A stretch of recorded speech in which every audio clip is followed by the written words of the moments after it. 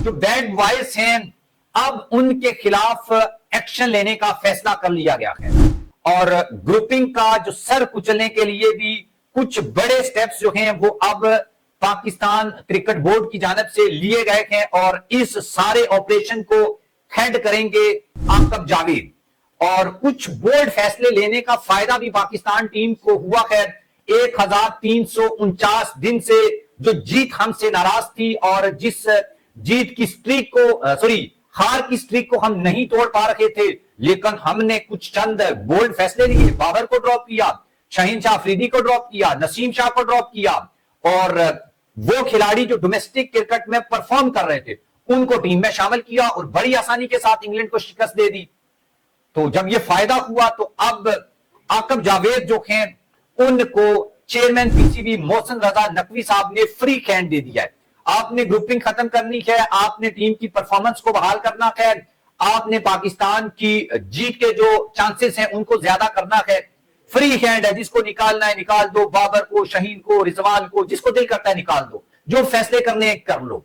इसमें कप्तान और कोच जो हैं वो बड़ा एक रोल प्ले करते थे, उस रोल को भी खत्म करने के लिए कुछ फैसले किए गए हैं, वो मैं आपको बता देता हूं। एक तो ये है कि आकब जावेद ने ग्रुपिंग खत्म करने के लिए कुछ स्टेप लिए हैं और उसमें एक स्टेप ये है कि फिटनेस का जो सख्त मेयार है उसको थोड़ा सा कम किया है, क्योंकि कुछ नए खिलाड़ी हैं शायद वो फिटनेस के उस मेयार के ऊपर नहीं उतर रहे जिसके ऊपर उनको होना चाहिए। न उतरने की वजह क्या है कि उनको वो फैसिलिटीज अवेलेबल नहीं है। जो बड़े जो बैट्समैन हैं, जो स्टार बल्लेबाज हैं या जो प्लेइंग 11 का हिस्सा रहते हैं उनको जो अवेलेबल हैं, इस वजह से एक उस म्यार को थोड़ा सा कम किया गया है, जिसकी वजह से नुमान अली, साजिद खान और कामरान गुलाम वगैरह टीम में शामिल हुए हैं। अच्छा, उसके बाद इन फैसलों का फायदा हुआ और टीम को इंग्लैंड के खिलाफ दूसरे टेस्ट मैच में जीत मिली और यही खिलाड़ी जो फिटनेस के म्यार के ऊपर पूरा नहीं उतरते थे लेकिन डोमेस्टिक में परफॉर्म कर रहे थे, उन्होंने परफॉर्म किया और पाकिस्तान ये मैच जो है वो जीत गया है। और इसमें आकब जावेद को क्रेडिट जाता है जिन्होंने कुछ बोल्ड फैसले लिए हैं। अच्छा, इसमें रमीज राजा ने एक अपना कमेंट दिया है और उसके ऊपर तनकीद भी हो रही है कि बोर्ड को या ऑफिशियल्स को सीनियर खिलाड़ियों से मशवरा जो है वो लेना चाहिए था।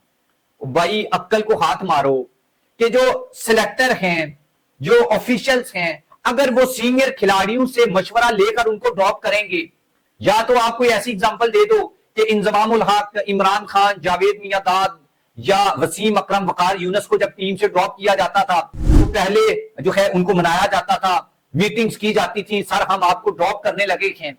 एक बात मैं कहता हूं कि क्रिकेट से बड़ा कोई खिलाड़ी नहीं होना चाहिए, टीम से बड़ा या टीम से अहम कोई खिलाड़ी नहीं होना चाहिए।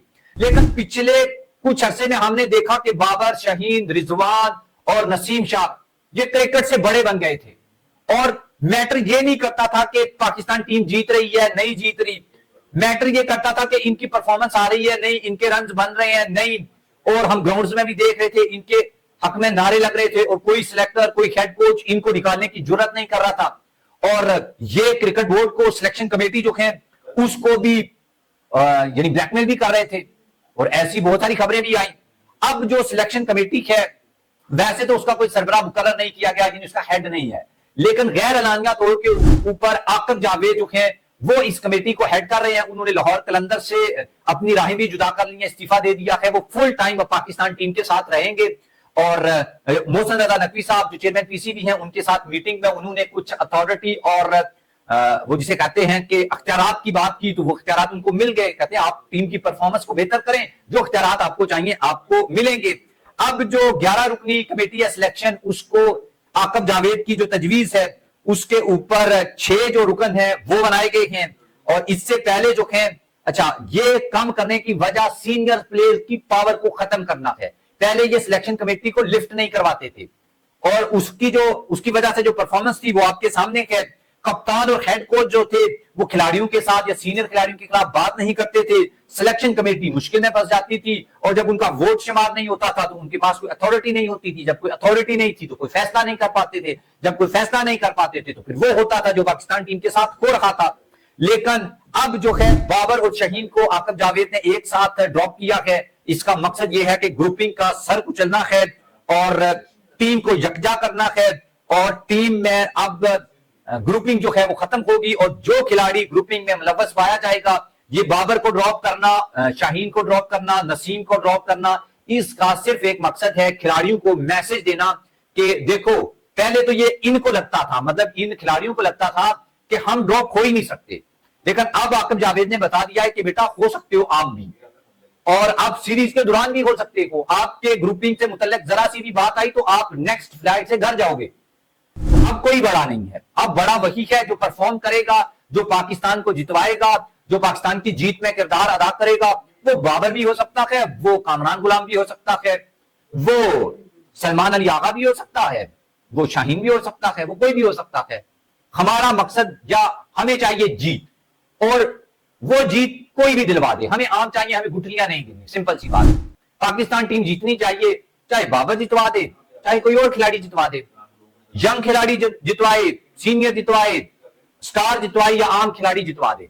परफॉर्मेंस बेस्ड मेरिट के ऊपर लोग आने चाहिए, और वो आएंगे तो पाकिस्तान टीम जीतेगी, जैसे हम इंग्लैंड के खिलाफ जीत गए। सिर्फ बोल्ड फैसला और मेरिट के ऊपर खिलाड़ियों को टीम में शामिल किया है। आप भी कमेंट बॉक्स में अपनी राय लिखिएगा। अल्लाह।